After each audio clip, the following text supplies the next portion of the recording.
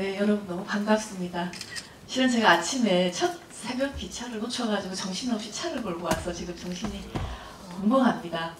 근데 이제 제가 쭉 그래도 달려오면서 보니까 사실 저는 안동이 원래 고향입니다. 저희 집 선산도 이게 안동에 있어서 매년 와서 이제 그 한 수십 개의 무덤에 절도 하고 하는 사람이고요. 아버님이 안동에 사시다가 이제 부산에 와서 이제 절을 낳아서 저는 부산으로 돼 있지만 사실 저는 항상 매년 이 안동에 그 제사 지내러 왔던 기억이 참 굉장히 아련하고요. 여러분 옛날에 안동에 홍옥이라는 사과가 많은 거 아세요? 지금은 없어졌죠. 제가 항상 안동을 들어오면 입구에 자그마한 그 사과나무에 홍옥을 따먹느라고 제가 한동안 20개를 동시에 먹었더니 위장 경련이 난 적도 있었습니다. 그래서 저는 안동 하면은 홍옥의 기억과 엄청나게 많은 제사를 지냈다. 갓쓴 할아버지들과 그런 것들이 참 기억이 나는 도시입니다. 어쨌든 제가 우리 이철호 도지사님하고 특별한 인연으로 인해서 또 이렇게 지사님 되자마자 공무원 여러분들 뵙고 강의를 하게 돼서 정말 영광입니다. 사실 이제 저는 오늘 아마 제 강의를 듣기 이전에 제가 어떤 일을 해오고 또 어떤 사람인지를 아시면 좀 더 이해를 하실 것 같아서 잠시 저를 소개하겠습니다. 저는 19대 국회의원을 하기 전에는 비교적 의과대학에서 소아 청소년 정신과 교수로 있었습니다. 그러니까 여러분들 어린애들이 좀 뭐가 이상하길래 정신과를 가나 하시지만 저는 주로 이제 산만하고 말 안 듣고 잘 울고 밤에 잠 안 자고 이런 아이들을 치료를 잘했던 의사였습니다. 근데 저는 참 이상하게도 운명적으로 병원에 진료만 잘하면 될 텐데 그것만 해도 굉장히 바빠요. 논문 쓰고. 근데 제 모든 프로젝트가 자꾸 이런 데로 가기 시작했습니다. 제가 옛날 굉장히 30대 초반에부터 저는 왜 무슨 이유로 서대문구 지역에 있는 학교 학생들의 정신보건을 증진하는 사업을 제가 맡아서 했어야 됐습니다. 그리고 급기야는 부산에서 그때 또 교육감님을 알게 돼서 학생 정서 행동 검사라고 해서 이게 뭐냐면 요즘에는 여러분 학교를 가면 아이들 1학년, 4학년, 중1한테 얘가 문제가 있나, 자살을 하고 있나 생각을 하고 있는 검사를 하고 있습니다. 그것을 통해서 이거를 어떻게 좀 문제가 되는 애들, 거기서 여러분 상당히 많이 글러집니다. 한 적어도 5, 6%에 대한 아기들이 부모의 평가, 선생님의 평가에 의하면 문제가 있다라고 체크가 되니까 그러면 아니, 문제가 있다고 체크만 하고 그 다음에 어떻게 할 거냐에 대한 연구를 제가 부산에서 그때 돈을 받아서 해봤고 그 다음에 이제 또 자꾸 미리 나오네요.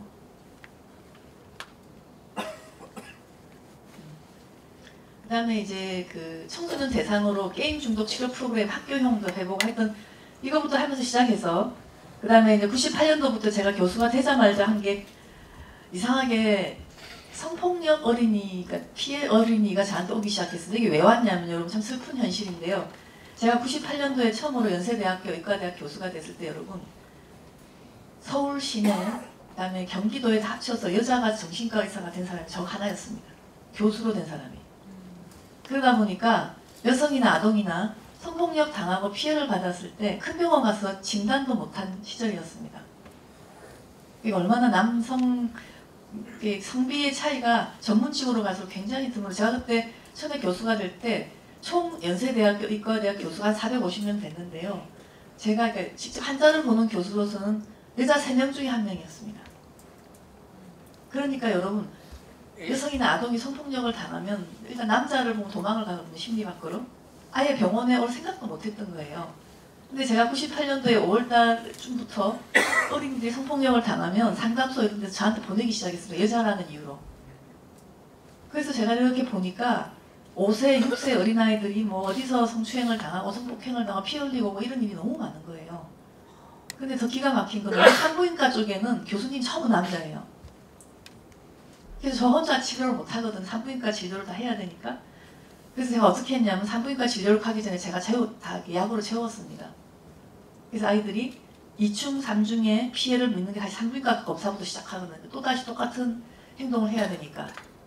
그래서 하여튼 그때부터 제가 너무나 고생을 많이 했어요. 이 아이를 돌보기 위해서. 어쨌든 그러면서 결국은 정말 엄청나게 많이 고생을 하면서 처음 우리나라에서 만든 게 여러분 2004년도 해바라기 아동센터라고 해바라기라는 말 들었을 것 같습니다. 그 제가 진 이름이에요.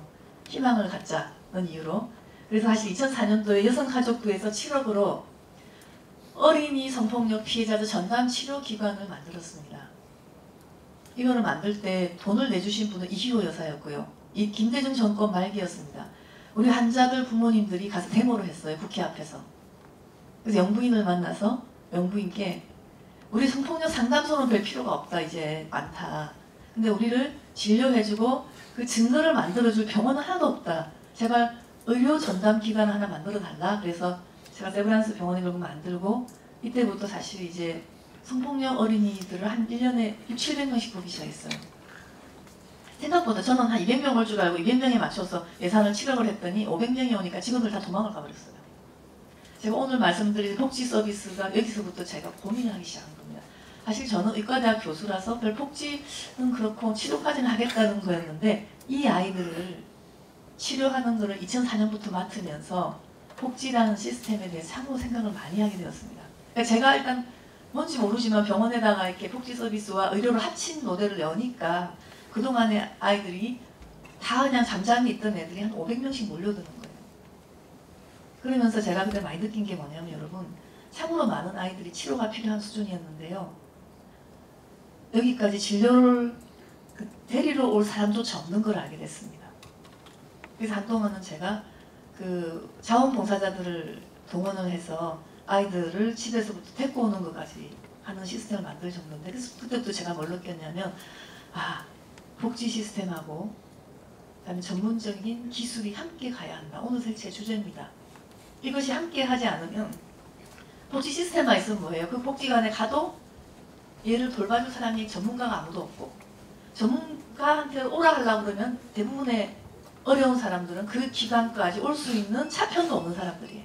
특히 어린아이들은 대부분 성폭행을 당해서 고생을 하는 아기들은 보호 시스템이 무지 약해요.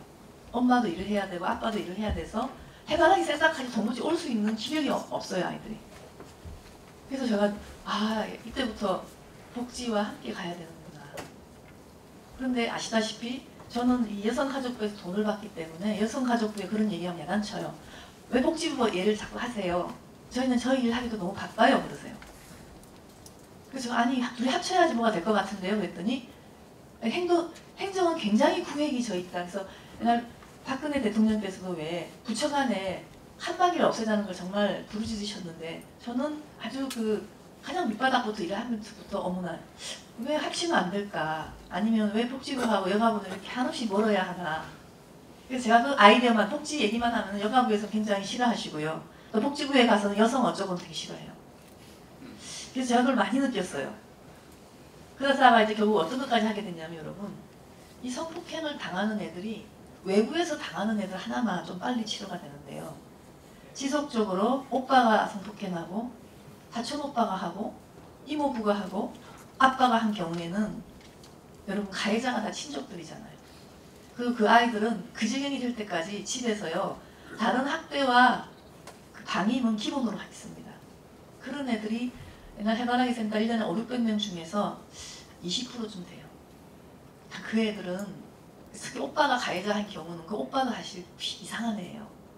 그래서 제가 이제 그때부터 관심을 가진 게 그 아이들을 성폭행하는 사람들 중에 어른들하고 청소년은 다르다는 걸 알게 됐고 청소년이 어린이를 성폭력하는 경우에는 아침부터 죄송합니다. 이런 끔찍한 얘기를 많이 들어서 치료가 가능해요. 그러니까 어른들은 조금 곤란해서 결국 제가 나중에 화학적 거세법 있잖아요. 화학적 약물치료법에 제가 무조건 하자고 한 사람 중에 하나가 어른 쪽으로 넘어가면 어린이를 성폭행할 때는 굉장히 이상한 병이 많고요. 청소년은 얘도 굉장히 학대당하고 이상한 행동을 하면 이렇게 정신이 올바르지 않아가지고 성욕을 제대로 감당을 못해서 아무나 하기 때문에 이런 문제가 생겨서 제가 그 가해자를 위한 청소년이 어린이를 건드렸을 아이만 데리고 이제 보건복지부 또 청소년위원회 이런 데서 돈을 따서 그때부터 벌써 인지행동치료 프로그램 얘네들 교정하는 프로그램을 40시간을 만들어서 시작을 했어요. 제가 이제 이게 다 미끄럼이 돼서 어떤 특정 집단, 개인 치료가 아닌 특정 집단을 향한 심리치료 프로그램에서 마음을 바꿔야 되니까 딴 프로그램은 안 됩니다. 여러분. 요새 중국에는 성폭행하면은 이상한 교도소 집어넣어서 막 혼낸다는 여러분 그런 거 절대로 안 해요. 그래서 나쁜 짓만 배워요. 오히려 그 사람들이 제대로 마음 바꿀 수 있도록 전문적인 치료를 해야 돼. 그래서 사실 이 성과가 얼마나 좋았냐면은 저는 이제 지금은 그런 연구조차 못해요. 개인정보보호법 때문에. 저희가 이게 성폭력을 해서 걸려든 청소년 애들 한 1년 정도 쭉 치료를 하고 난 다음에 얘네들이 다른 프로그램이나 아무 프로그램도 안 한 애에 비해서 범죄율이 얼마큼 떨어질까 하는 연구까지 했었어요. 지금은 안 돼요. 그때는 경찰청에서 도와줘가지고. 그랬더니 저희가 이 전문적으로 만든 40시간의 프로그램을 한 친구들은 다른 아무 치료를 안 한 애들에 비해서 재범을 또 해요. 또 오토바이 훔치고 하는데 3년 정도 늦게 해요. 그리고 확실히 떨어져요. 3분의 1 정도로 재범률이 줄어요. 범죄율도 줄어요. 그래서 제가 결국은 우리 청소년들 요즘에 뭐 친구 때리니까 촉법소년 뭐 14살 연령을 낮추자 처벌 위주로 막 하자 그러시는데요. 걔들은 애기들이에요. 제가 다시 이 아이들 때문에 교도소, 그러니까 소년원에 가서도 직접 치료도 해보고 했었거든요. 제가 그때 젊은 시절인데 했는데 애들이 처음에는 무시무시하게 저한테 막 뭐라 그래요. 근데 치료를 쭉 해가면 나중에 끝날 때쯤이면 제가 짜장면 파티를 해주거든요. 애들 다 훌쩍거리고 울고 다시 오면 안 되냐고 그래요. 어른들한테는 그게 잘 없거든요. 그래서 저는 이제 이 아이자 치료 프로그램을 제대로 저희가 한 8년 정도 끌었어요. 해보고 이런 좋은 프로그램이 우리 복지 시스템 내로 들어가면 굉장히 좋겠구나. 하지만 현실은 절대로 그게 불가능하다는 걸 알았고 제가 국회의원 하고 나서 더 많이 그렇다는 걸 알았습니다. 그리고 또 하나 오늘 제가 이제 할 강의 중에 하나가 영유아 정신건강에 대한 얘기를 드릴 텐데요. 여러분 요즘에 혹시 우리 지사님 기억하실지 모르지만 제가 2012년 비례대표로 들어갔을 때 무상보육을 무지 반대해가지고 사실 박근혜 그때 후보자한테 막 제가 쫓아가고 그런 적이 있었어요. 그랬더니 제가 왜 그랬냐면 지금과 같은 어린이를 집단 양육시키는 시스템을 시작하면 애들 IQ 30은 떨어진다. 대한민국이 그동안에 경제발전을 한 거는 다 똑똑한 인재들이 고생을 하면서 키운 나라인데 만약에 두 돌도 안 된 애기들을 이렇게 집단 양육을 시키면 IQ 떨어지면 우리 어떡하느냐고. 그랬더니 눈이 휘둥그레져 왜 지능이 떨어져요 그러시더라고요. 오늘 제가 말씀드릴게요. 그래가지고 했더니 이제 당시로서는 그때 민주당이죠. 야당은 야 4개가 무상이었어요. 무상 의료 무상 뭐 하여튼 야 우리 하나가 무상이야. 우리 이거라도 안 하면은 선거에 진다. 아니 정말 그러셨어요. 그래서 제가 하필 애들입니까 그랬더니 이거는 부모들이 원하는 거다. 보육을 제대로 해달라. 제대로 해달라 그러지 무상을 해달라 그러지 않은 거 아니냐. 지금 사실 여러분 이거 저출산 문제와 관련되는 문제예요. 그래서 저는 그때 쫓아다니면서 울다불다 해가지고 이제 어쩔 수 없었어요. 시작됐어요. 그렇지만 시작하니까 안 그래도 그래서 이명박 정부 말기에 시작을 했거든요. 했더니 이제 소위 말 서울에 서초동에 오전에 카페가 다 동이 났어요. 무슨 얘기냐면 집에 계신 어머니들이 무상이니까 오히려 일하는 엄마도 들어가도 못해요. 미리 밤새서 줄을 써야 되니까. 그러니까 어머니를 어떻게 하시냐면 돌대비 애기들을 다 어린이집 맡기시고 카페에서 노세요. 본인들은 아니세 그러지만 실은 정말 그때 서초구의 카페가 아침에 다 동이 났어요. 그게 무슨 얘기냐고요. 정말 우리 정부가 그래도 무리를 해서 돈을 써서 한 거는 일하는 부모님들이 아기를 잘 맡기는 게 우선이었는데 그 자리를 공짜니까 야 너도 공짜 나도 공짜인데 해가지고 딴 분들이 먼저 채우시고 놀고 계신 거예요. 그래서 그때 당시에 제가 이제 진영 의원께서 이제 정책위 의장님이셨는데 그 보라 그렇게 되지 않았느냐 그럼 어떡하냐 그래서 양육비 주라고 집에서 계신 분들은 돈을 직접 손에다가 돈을 주시면 안 가실 거다. 집에서 그 돈으로 안 보내고 직장 마음들이 갈 수가 있고 또 그분들이 집에 안 보내시면 그 보육시설에 간 돈이 줄어요. 그래서 쫓아다니면서 한 35만 원이거든 원래요. 이게 손에 안 떨어지는 돈. 35만 원 그랬더니 그건 너무 비싸고 20만 원으로. 그 사실 여러분 양육비가 그때 그렇게 제가 눈물을 흘리면서 1년 동안 쫓아다녀서 만들어낸 거예요.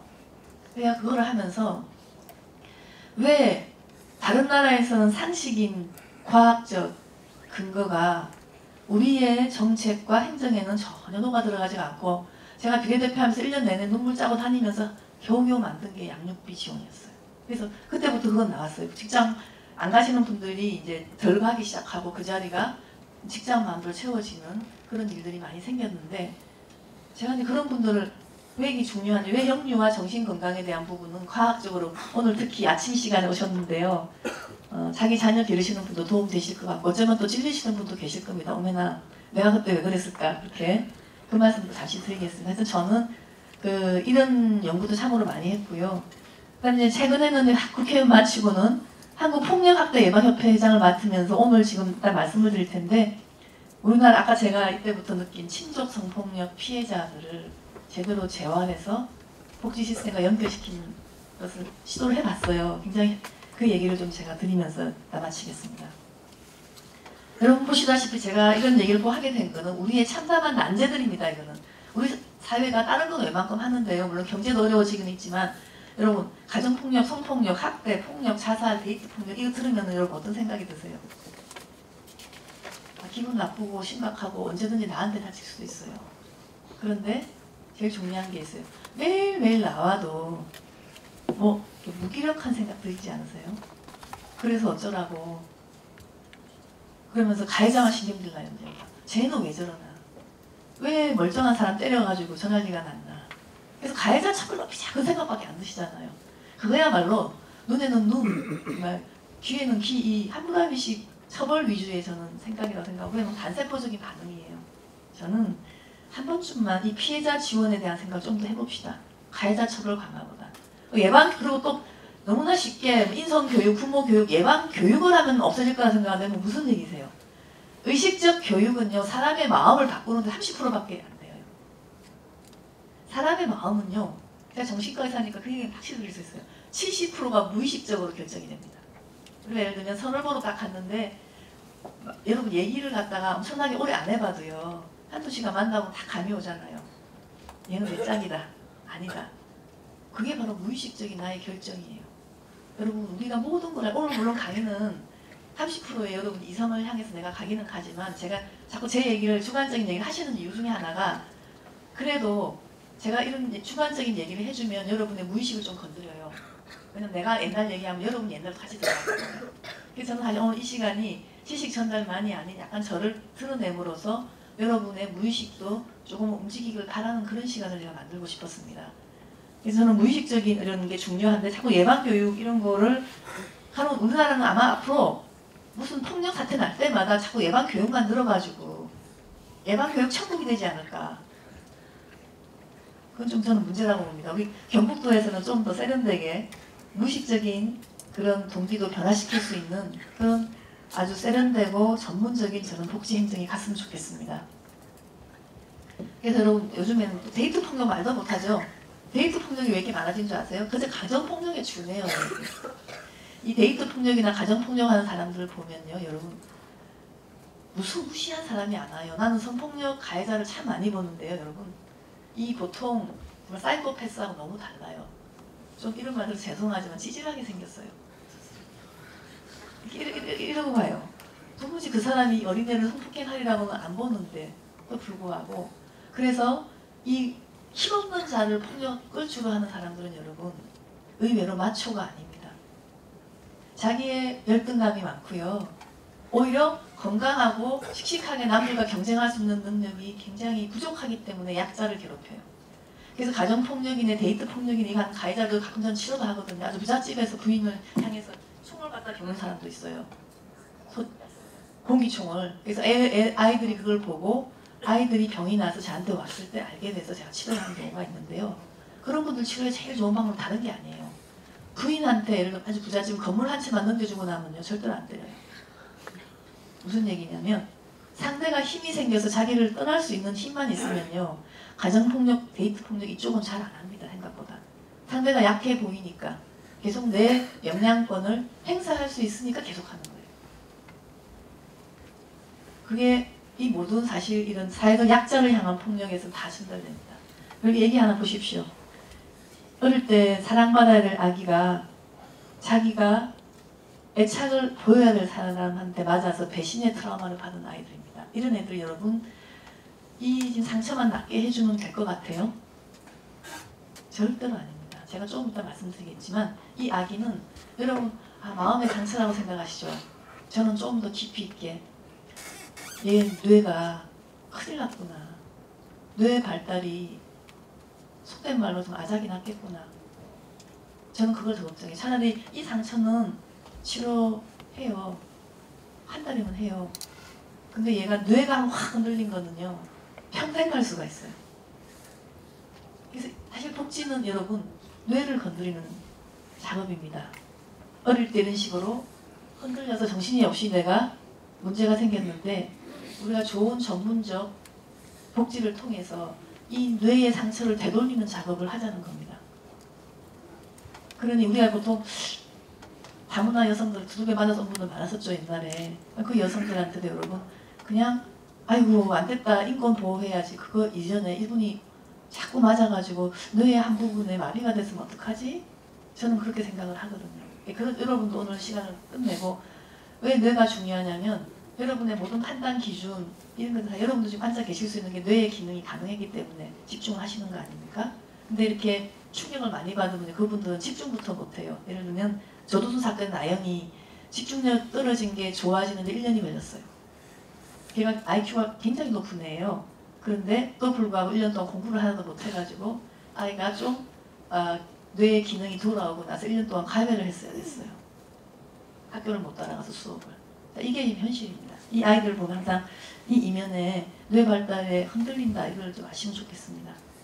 그래서 여러분 제가 국회의원 할 때인데 이게 2015년에 혹시 여러분 그 슈퍼마켓 도망친 이 5학년짜리 몸입니다. 이게 이 아이가 왜 부모들한테 굶고 두들겨 맞고 해가지고 도망가서 슈퍼마켓 주인이 구했는 아이인데 제가 아무리 봐도 제대로 치료를 안 하는 것 같아서 이제 왜냐하면 언론에서 이런 게 나왔어요. 아이가 일주일 만에 뭐 6kg가 늘었대요.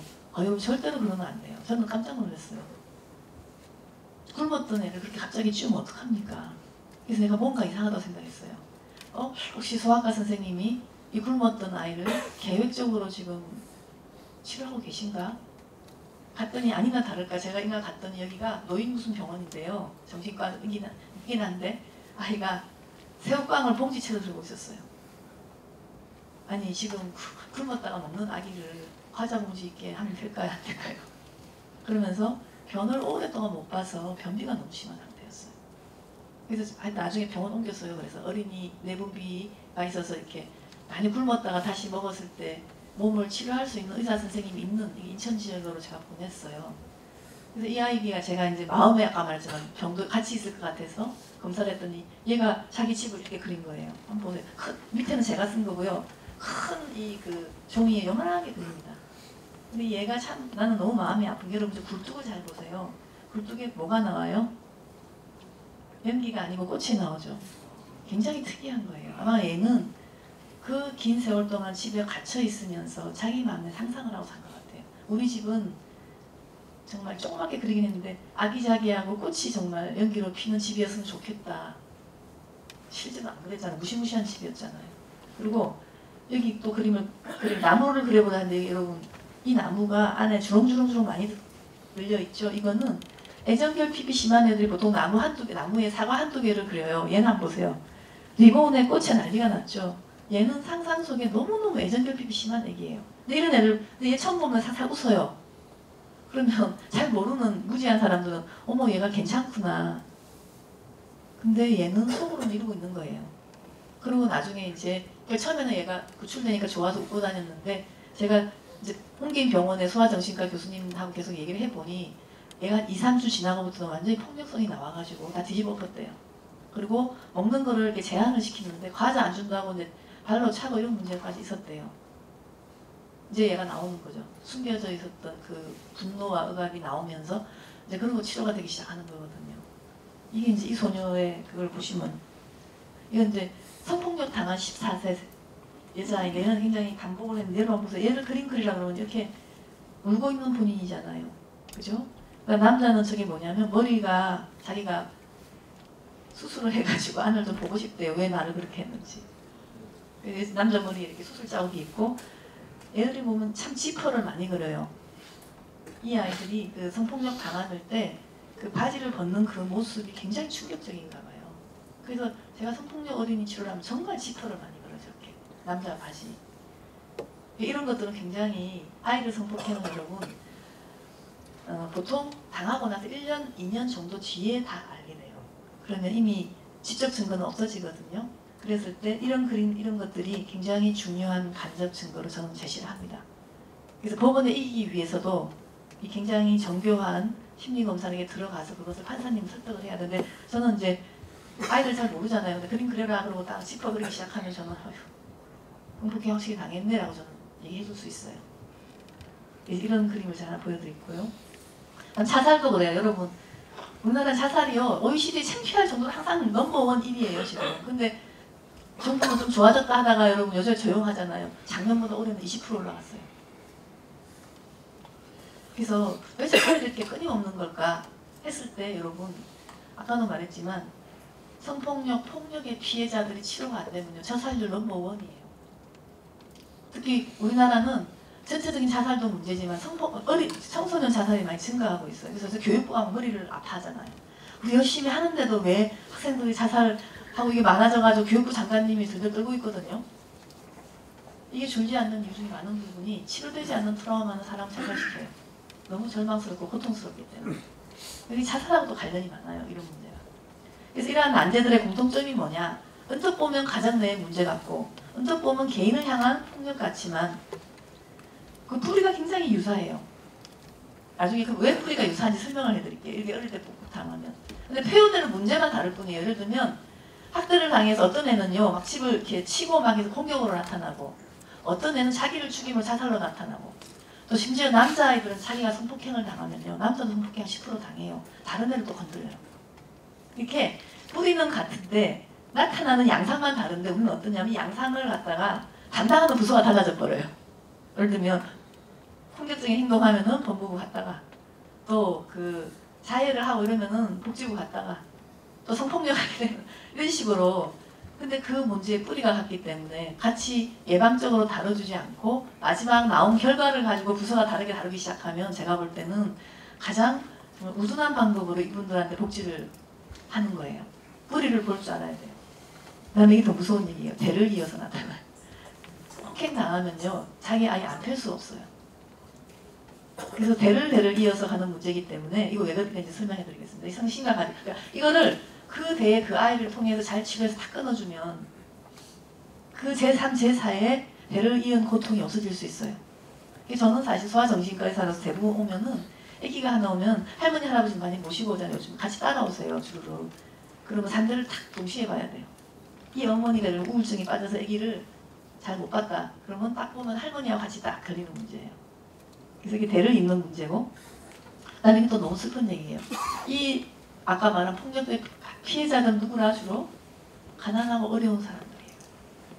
보호받지 못한 자들한테 집중적으로 가해진 겁니다. 그럼 이 사람들은 너무 안 됐잖아요. 보호받지 못해서 대를 이어서 계속 그 문제를 해결이 안 되면 얼마나 불쌍하게 되겠습니까? 그럼 자살하게 되는 거예요. 그 가족들 중에 가살들이 많아집니다. 그리고 그래서 이 부분의 특징은 어떻게 회복이 가능하냐면 전문적 기술하고 복지가 아까 말한 합치지 않으면 절대 해결이 안 돼요. 근데 전문적 기술자들 다 숨어 있죠. 그리고 저 같은 기술자 하나 만들려면 여러분 사회가 엄청나게 투자해요. 저는 개인적으로는 한국에도 빚이 있지만 이런 기술을 많이 배우게 해주신 미국에 계신 우리 선생님들이 저를 많이 키우셨어요. 저는 한국에서 실은 정신과 의사 할 때요 학대받아서 병원에 오는 게 한 대도 못 봤어요. 지금 이게 현실이에요. 아까 벌써 이분들 병원에 갈 여력이 없어요. 저는 의사라도 그쪽은 전혀 몰랐는데 미국 갔더니 이제 제가 가르쳤으니까 돌아와서 그 일을 할 수 있게 된 거예요. 지금 가면 한국 의사 선생님들 중에 여러분 정신과세만 다 보내면 될 것 같죠? 아니에요. 학대 피해자 이런 분들은 아주 소수의 전문가들 따로 있어요. 저는 그 저변을 넓히는데 국가가 투자를 해야 돼요. 예를 들면 여러분 미국에는요 이런 문제 때문에 소아정신과 의사인 경우에는 여러분 외국인이 그걸 따도요 미국 시민권이 빨리 나옵니다.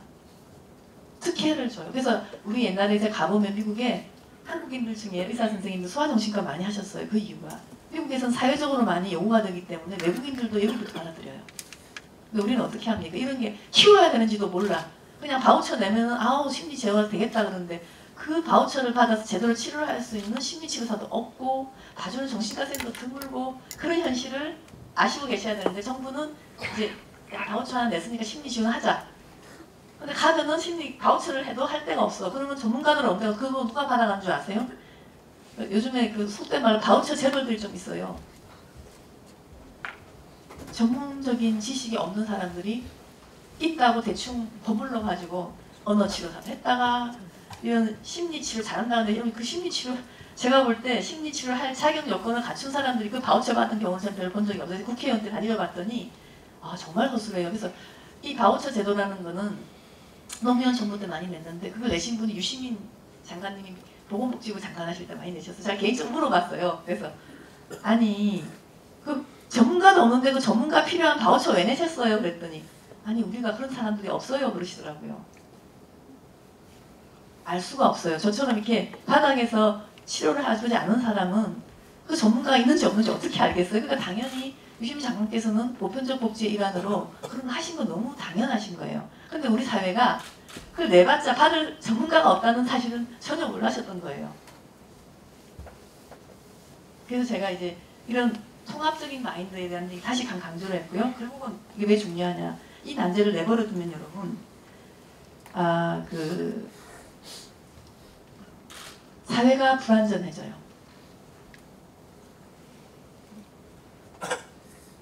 사회 안전이 위협돼요. 개인의 물론 행복감도 다 끝나지만요. 이쪽은 어릴 때 해결이 안 되면 반드시 사회 문제가 생깁니다. 한길이 무서워지기 시작해요. 여러분 2차 대전 때 참으로 많은 전쟁 고아가 생기지 않았습니까? 그랬는데 그때 돈을 많이 들여서 고아원 이런 데서 잘 길러줬어요. 근데 그 중에 상당히 많은 아이들이 어느 정도 자라서 무차별적으로 사람한테 총기를 난사하는 사건들이 정말 많았어요.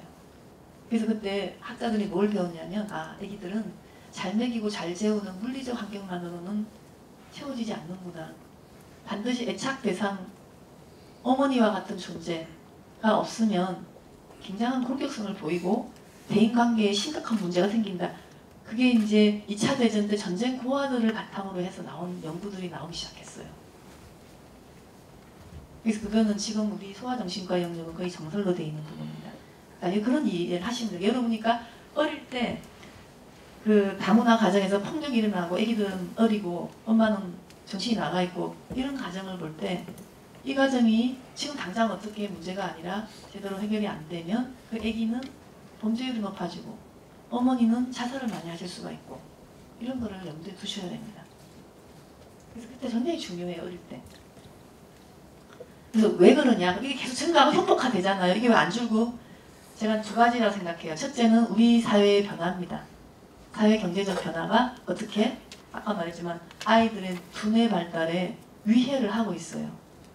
아니 우리 사회가 좋아지면 점점 뇌 발달에 좋은 환경이 돼야 되잖아요. 근데 여러분 핵가족화되고 또 요즘에 디지털 시대가 돼서 사람 대신에 어릴 때부터 핸드폰을 접하게 되고 경쟁적으로 변하고 이런 사회가 결국 아까 말했죠. 우리의 뇌 발달을 취약하게 여러분도 아마 옛날보다 기억력 무지 떨어졌을 거예요. 기억력 검사하면은 핸드폰 많이 하고 스트레스 많이 주면 여러분의 기억을 담당하는 해마가 기능을 잘할 수 없어요. 근데 여러분이 어른들이니까 뇌가 다 발달된 상태에서 좀 가니까 좀 하고 마는데요. 처음에 뇌가 발달되는 애기들한테 이게 다 가해지면은 너무 황당한 문제가 많이 생겨요. 그 다음에 제가 제도적인 또 이유가 있죠. 계속 이게 되는데 그래서 나중에 말씀드리겠습니다. 그럼 우선 잠깐 졸지 마시고만 좀 던주세요. 제가 아까부터 뇌 발달 얘기하는데 자, 내가 왜 이렇게 난리를 떠느냐. 적어도 뇌돌까지는 여러분 뇌가 빠르게 구조와 기능이 다 변합니다. 그 이후로는 천천히 되고요. 뇌는 사춘기까지 변해요. 여러분 만 15세가 되면 픽스입니다. 그래서 제가 좀 애들이 문제가 있을 때 중2 때까지가 막 맥시멈이다. 도와줄 수 있는 게. 여러분 애들 공부 못하면 막 때리면서 가르치시잖아요. 중2 지나가면 소용이 없어요. 그 전에 열심히 하세요. 그 전 뇌돌 때 이전이 가장 기초가 형성이 되기 때문에 뇌 안에 그때 잘못 건드리면 정말 큰일 나요. 근데 아까도 말씀드렸지만 무상보육이라는 이유로 애기들한테 물어봤어요. 그렇게 어릴 때부터 집단 양육하는 게 기분 좋은지. 그거 없이 우리는 어머니 아버지가 필요하니까 사실 여러분 그래서 제가 그때 아동수당이니 이런 걸 부모한테 바로 줄 문제가 아니라 그 돈은 지금 너무 부족하니까 좋은 양육시설, 보육시설 만드는 데 더 돈이 들어가야 된다. 예를 들면 정말 핀란드 같은 데는 여러분 세상에 보육교사들도 석사를 따야 돼요. 월급이 얼마나 센데요. 그런 거를 못 해줄 망정 부모한테 우리가 선거와 관련하여 돈으로 줘버렸잖아요. 너무 좋아하고 사람들이. 그게 이제 요거랑 관련되는 거예요. 두 돌 이전에는 OECD 국가에서 집단 양육하지 말라고 돼 있어요. 우리는 돈 들여서 지금 하고 있잖아요. 이 부작용 여러분 저는 요즘에 너무 많이 느껴요. 제가 국회의원 끝나고 다시 병원에 돌아와서 환자를 많이 보니까 발달 지연 아기들이 너무 많은 거예요. 그럼 얘들이 머리가 나빠서 그러냐? 아니요. 한 두 돌 반, 세 돌 때 와서 언어 발달 지연하고 그런 눈도 안 쳐다봐요. 잘. 결국 애착이 흔들렸거나 다른 이유예요. 그러면 그런 아기들은 딴 치료 하나도 없이 부모를 잘 교육시켜서 부모님들이 주말에 놀러 안 가고 집에서 아기 잘 보고 이런 식으로 잘 해가지고 그 6달쯤 지나면 거의 말을 다 해요. 그걸 앉아가지고 예를 들면 언어 발달 지연이라고 그런 근본적인 걸 체크 안 하고 언어 치료만 1년 했다. 그러면 걔는 이제 4돌 지나가지고 제가 4돌 때 오면은 헐 그래요 제가. 어릴 때 제대로 한 거에 한 몇 배가 걸려도 언어를 활동이에요. 그래서 굉장히 제 입장에서는 이게 아주 목숨 걸고 중요한 얘기고 정말 아기가 조금이라도 발달에 문제가 있으면 언어가 늦다고 언어 치료한다는 무지한 생각하지 마시고 왜 늦은지에 대한 근본을 딱 따주면 그대로 확 발달하는 애기들이 한테는 80%는 된다고 봐요. 그런 애를 내버려두면 나중에 발달장애, 정신지체 뭐 이런 식으로 가가지고 우리 복지 진단서를 받아야 될 군으로 떨어지는 걸 너무나 저는 많이 봐요. 어쨌든 그런 군이 늡니다 요즘에. 그 다음에 이게 문제예요. 뇌가 그냥 발달하는 게 아니라요. 어릴 때 뇌는 안 쓰는 쪽은 지워버려요. 하나님이 우리한테 어떤 상황에 잘 적응하는 뇌를 만든 거예요. 예를 들면 미국에 태어난 아이들은 R과 L 발음을 정확하게 머리에 딱딱 찍잖아요. 동양 애들은 L하고 R을 들려줘도 뇌파에서 잘 구별 못해요. 언제까지? 생후 1년만 지나면. 6개월 때는 똑같아요. 여러분. 서양 애기나 한국 애기나 L, R 하면은 뇌파에서 딱딱 다른 데가 찍혀요. 근데 돌이 지나면 L하고 R이 동양 애들은 붙기 시작해요. 그게 무슨 얘기냐면 심지어 이 언어적인 소리를 인코드하는 뇌 구조가 1년 동안의 경험으로 바뀌는 거예요. 이게 무서운 얘기예요. 이게 4돌까지 엄청나게 된다. 그래서 제가 핸드폰 막 들고 다니는 애들을 보면 하는 게 그럼 걔는 쓰는 쪽만 발달이 어떻게 돼요? 시각적인 거, 손가락 돌리는 거 이런 거는 좀 발달하겠죠. 근데 그 시간에 정말 발달해야 될 공감 능력이라든가 소위 말해서 그 여러분 3돌 때까지는 또 뇌의 다른 부분이 발달해야 돼요. 어디가 발달해야 되냐면 뇌 안쪽에 있는 감정을 조절하고 본능을 조절하고 수면을 조절하고 사회성을 조절하는 이런 뇌가 발달해야 돼. 변연계라는 부분이. 근데 그걸 안 쓰잖아. 이거 두드리는 애들은. 그 발달을 또 삭치우는 거예요. 그럼 어떤 애가 되겠냐고. 사람 마음을 잘 모르는 애가 돼요. 그래서 제가 요즘에 6세 이하의 애기들은 저기 스마트폰을 좀 금지를 해야 되지 않을까까지는 생각을 해요. 회사들이 더 싫어하겠죠. 근데 회사들이 그러면 이익을 딴 데서 내면 안 될까? 이렇게까지 어린 시절에 아기들의 뇌를 희생하면서까지 그걸 팔아야 되나? 그거 정말 생각해봐야 돼요, 여러분. 다른 나라는 안 그래요. 심지어 이제 프랑스 같은 경우 한동안 초고색 인터넷도 늦게 깔았잖아요. 혹시 그 취약계층에 나쁜 영향을 갈까봐. 우리는 그냥 뭐 때문에 그렇게 다 희생해가면서 회사만 살려야 되는 건 아닌 것 같아요. 3번째가 아까 말씀드렸죠. 정서 사회적인 뇌가 먼저 발달되고 이 이성의 뇌가 4돌이 지나야지 조금 발달되기 시작해요. 그래서 이제 이거 여러분 요즘에 돌반 때도 한글 가르치는 사람들 많은 거 아시죠? 그건 일종의 아동학대예요, 여러분. 쉽게 하면 이제 겨우 걷는 애기한테 마라톤 하자 하는 거예요. 아직 뇌가 인지의 뇌가 그때는 별 형성이 안 돼 있어요. 그리고 그 두 돌 애기들은 주로 어떤 거 반응을 잘하느냐. 걔들 좋아하는 거 뭐예요? 돌이를 짝짝꿍 잼잼하면 너무 좋아하잖아요. 그리고 여러분 기억나세요? 혹시 애기들 그때 뭘 좋아하시는지. 뭐 책 엄마가 읽어주면 또 그러고 한 10번씩 읽어달라 그러죠. 그거가 지가 좋아하는 자극이 필요한 자극이라서 그래요. 상호작용 자극. 애들은 글자를 그때 외우는 게 중요한 게 아니라 그 내용을 엄마가 읽어주는 게 중요한 거, 아빠가 읽어주는 게 중요한 거예요. 왜냐? 그거를 읽어주는 동안에 아이는 저분들이 나를 정말 사랑하는구나. 근데 애정욕구가 많거든요. 그 충만감. 그다음 스토리를 좋아해요. 그래서 신데렐라가 어떻게 됐나 그러고. 그게 지 뇌에 맞아서 그런 거예요. 아직은 논리적으로 1+1은 2다. 이거는 전혀 의미가 없는 나이래. 근데 그거를 한국에서는 완전히 이거를 순서를 바꿔가지고 로봇 만들고 있죠 지금. 그래서 이 3가지는 여러분 어른을 보시더라도 혹시 복지 수혜자 중에 어른들도 많으신데 막 통제가 안 되시고 막 그런 분들 계시거든요. 그럼 술 먹었나 하지 마시고요. 어릴 때 이게 잘 뇌가 좀 흔들리신 건 혹시 아닐까 해서 아니 옛날 히스토리 보세요. 그러면 아 어릴 때 부모한테 많이 맞았고 이거 나와요. 그다음에 그 어릴 때 어머니가 빨리 돌아가셔가지고 아무도 안 돌봤고 이런 거 나오면 여러분 그분이 아 충동 조절 안 되고 정서 조절 안 되고 이게 다 어릴 때 내 돌까지 흔들려졌구나 이렇게 하시면 여러분은 너무나 훌륭한 공무원이 되실 수가 있고요. 그럼 정책부서나 예산부서에서 어떻게 해야겠어요? 그 어릴 때 흔들릴 수 있는 거를 줄여주는 게 최고의 경제적이고 효과적인 방법입니다. 현지국은 다 그렇게 하고 있어요. 미국 같은 경우는 아동 청소년 예산 중에 70%가 세돌 이전에 끝나요. 미국도 한때 아이들 마약이 너무 제가 96년도 갔을 때는 마약이 너무 성행을 해서 청소년 마약센터가 그렇게 많이 성행을 했는데 결국 그걸 어떻게 잡은 줄 아세요? 미국이? 청소년기에 해봤자 소용이 적더라 좀.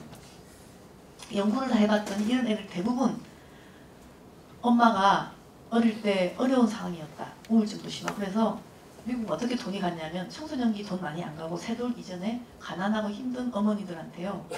무상으로 간호사들이 그 집을 방문해서 지원하고 애기들이 문제가 생기면 치료도 해주고 더 중요한 게 있어요. 걔네들을 제일 좋은 유치원에 보내줘요. 국가 돈으로.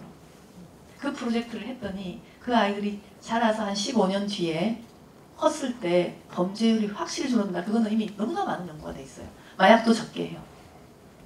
그래서 미국은 지금 이미 그 연구에 의해서 FBI에서 분석을 했거든요. 이 분석을 해서 아이들의 복지 비용은 어릴 때 엄마와 이 풀캐주를 묶어가지고 들어가는 게 확실하다라고 그냥 정설이 돼서 그쪽으로 그 유명한 헤드스타트 프로그램 그거 우리 한국어 드림스타트 이름 붙였죠. 근데 우리는 이름만 떠왔지 드림스타트가 어떻게 됩니까? 부모하고 묶음으로 이렇게 가는 게 아니라 어때요? 어려운 애들을 때 맡아주는 모델로 갔잖아요. 부모들은 손 털고. 너무너무 나쁜 모델이에요. 저는 지금도 그거에 대해서 지역 아동센터라는 모델인데 이런 말하면 기분 나빠하시겠죠. 어쩔 수 없이 가는 건 알겠는데 세계적인 추세하고 거리가 멀다. 왜냐하면 거기는 반드시 어려운 애들을 부모랑 떼놔서 모아놓고 하는 건 좋지 않다라고 돼 있어요. 오히려 그 부모님들이 아기하고 시간을 늘리고 또 요즘에 정부에서도 워라벨 하잖아요. 일을 좀 줄여서 어려운 가정에서 부모님들이 아기하고 더 친근하게 잘 갈 수 있도록 교육도 시키고 하는 게 더 효과적입니다. 다시 힘드니까 내가 밤 11시까지 애 맡아줄게. 그건 하지 말라고 돼 있고요. 오히려 어쩔 수 없어 맡아주는데 11시까지 안 맡을 수 있도록 도와주는 복지를 하라. 그게 세계적인 가이드라인 제가 여기 나가면 매일매일 듣는 얘기입니다. WHO에서도 매일 그래요. 우리는 어때요? 굉장히 내가 12시까지 맡아줄게. 언제든지 맡겨라로 가잖아요. 아니 제가 너무 이상적인 말씀에 죄송하지만 제가 애기들 뇌를 생각을 하면요. 그게 너무 맞는 얘기입니다. 어린 애기들이 밤 12시까지 그게 뭐 하는 그러면 걔 뇌가 스트레스 받아가지고 쪼그라들죠. 아니죠. 그래서 어쩔 수 없으니까 어린이집의 질을요. 무지 높인데 여러분 그거 혹시 아세요? 영화 어린이집의 평균 선생님이 몇 번 만에 바뀌는지 통계 한번 내보세요. 제가 듣고 너무 놀랐어요. 다른 1년 못 채우십니다. 힘들고 또 국가의 시책 중에 이런 게 있어요. 아이들이 숫자가 줄면 그 반을 폐쇄를 해버려요. 돈을 적게 줘서. 그러면 어떻게 문제가 생기냐면 그 반을 보던 선생님은 딴 데 가야 돼요.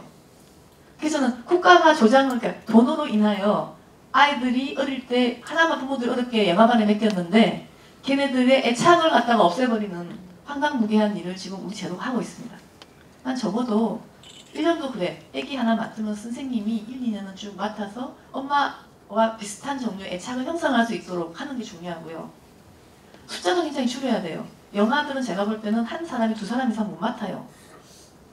근데 이제 우리가 지금 아까도 말했죠. 돈을 부모들한테 주는데 다 써버렸기 때문에 거기다가 못 쓰잖아요. 이런 사실을 알면 부모님들이 야 나 안 받을 때 줄래 그냥 정부에서 그거 만들어주세요 하실 거예요. 근데 이런 거를 저는 언론도 침묵하고 있고요.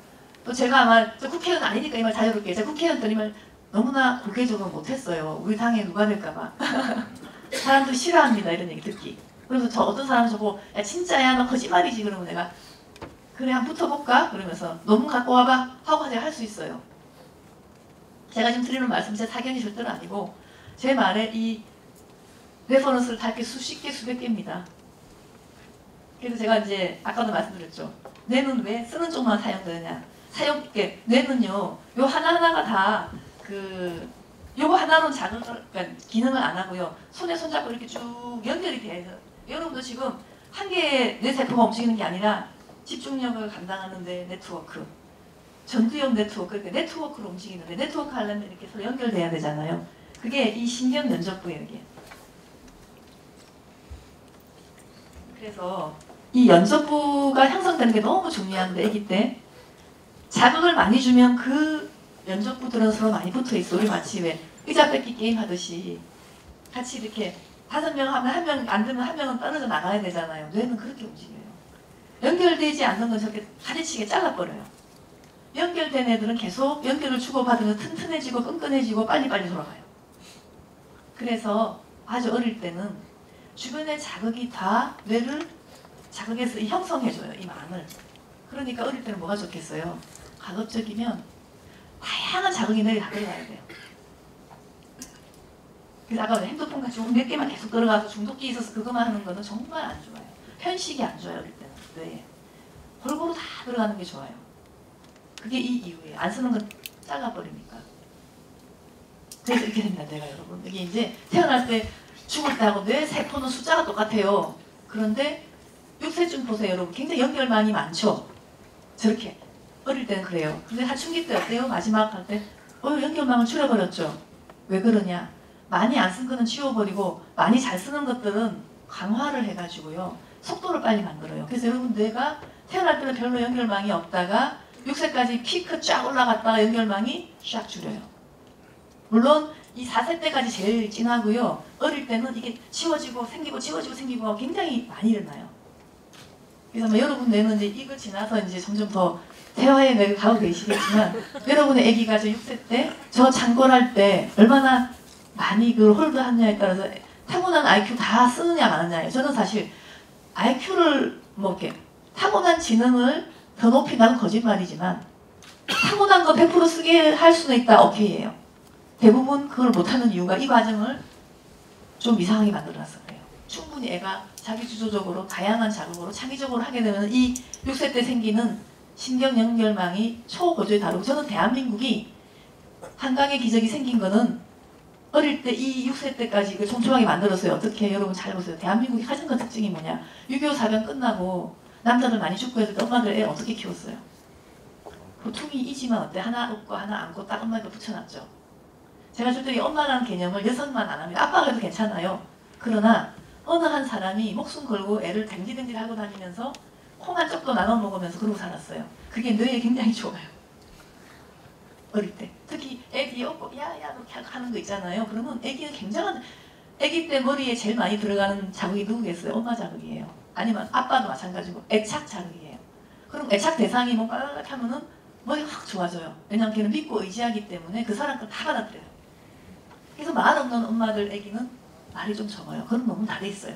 우울한 애기의 엄마의 애기는 돌 때쯤 벌써 지능이 떨어지기 시작해요. 자극을 안 주시거든 힘들어서. 그런 얘기 엄청 논문에 많이 나오거든요. 저는 그걸 살리는 사람인데 제가 한 가지 예를 재밌게 드릴게요. 우리 아들이에요. 둘째 놈. 얘가 한 달 때 이렇게 생겼어요. 얼굴이 어떻게 생겼냐 보시면 얘가 좀 멍하죠. 저때 굉장히 기분이 좋을 때예요. 그런데 표정을 보시면 도저히 그 공부를 가르치면 안 되는 뜻이죠. 초점도 없고 멍하게 생겼잖아요, 아기가. 왜냐면 걔 뇌가 이거밖에 안 되는 거예요, 여기 보면.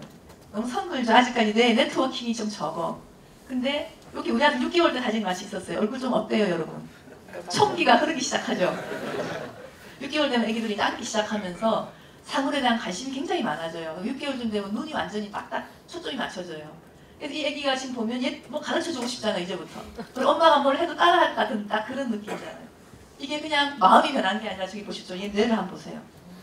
이게 지금 여러분 좀 죄송한 얘기지만 한 달 태어나 한 달만 죽은 애기, 3달 만에 죽은 애기, 6달만 죽은 애기들을 이렇게 뇌를 편을 떠가지고 본 거예요. 그러니까 정확한 사실이에요. 그 교과서에 있는 거 다 붙여놨어요. 그러니까 우리 아들이 6달 때는 머리가 저래. 한 달 때는 요래. 자, 이 과정을 얼마나 우리가 잘 지켜줘야 되겠냐.